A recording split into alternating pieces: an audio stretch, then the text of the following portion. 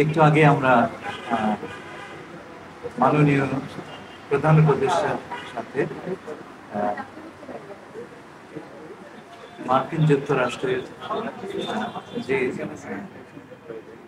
Tariff ধার্য করেছে সে সম্পর্কে আলোচনা করেছি। এটা আমাদের জন্য আকস্মিক কোনো বিষয় নয়। ফেব্রুয়ারি মাসের শুরুতেই আহ, মাননীয় প্রধান উপদেষ্টা আমাদেরকে যুক্তরাষ্ট্র সরকারের সঙ্গে সংযোগ করতে বলেছিলেন এবং সেই সূত্রে আমি নিজে আহ, ফেব্রুয়ারির দ্বিতীয় সপ্তাহে ওয়াশিংটনে আমেরিকান পররাষ্ট্র দপ্তর,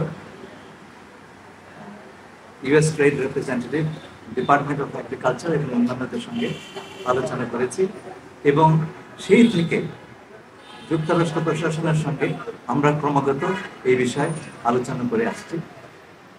সুতরাং ব্যাপারটা আকস্মিক নয়, আমরা এর জন্য প্রস্তুত এবং আমরা শিগগিরই কিছু ব্যবস্থা নেব এবং সেটা মার্কিন প্রশাসনের সঙ্গে আলাপ করিয়ে নেব। সুতরাং এখানে ভয় পাবার, আতঙ্কিত হবার কিছু নেই। আমরা এই বিষয়ে সম্পূর্ণ প্রস্তুত।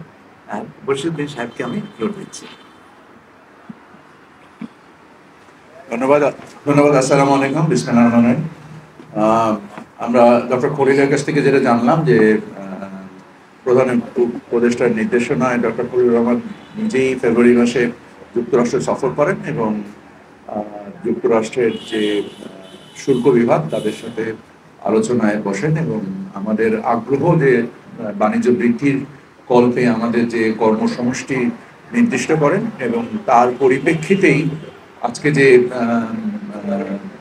আমেরিকা থেকে যে শুল্ক আরোপ করা হয়েছে দুনিয়াব্যাপী, আমরা সবাই জানি যে একটা বেস লাইন ট্যারিফ দেওয়া হয়েছে 10% এবং এর সাথে দেশভিত্তিক তাদের যে বাণিজ্যের যে ঘাটতি, এই ঘাটতির উপরে একটা হিসেব করে তারা পৃথিবীর বিভিন্ন দেশের উপরে বিভিন্ন রূপ শুল্ক আরোপ করেছে।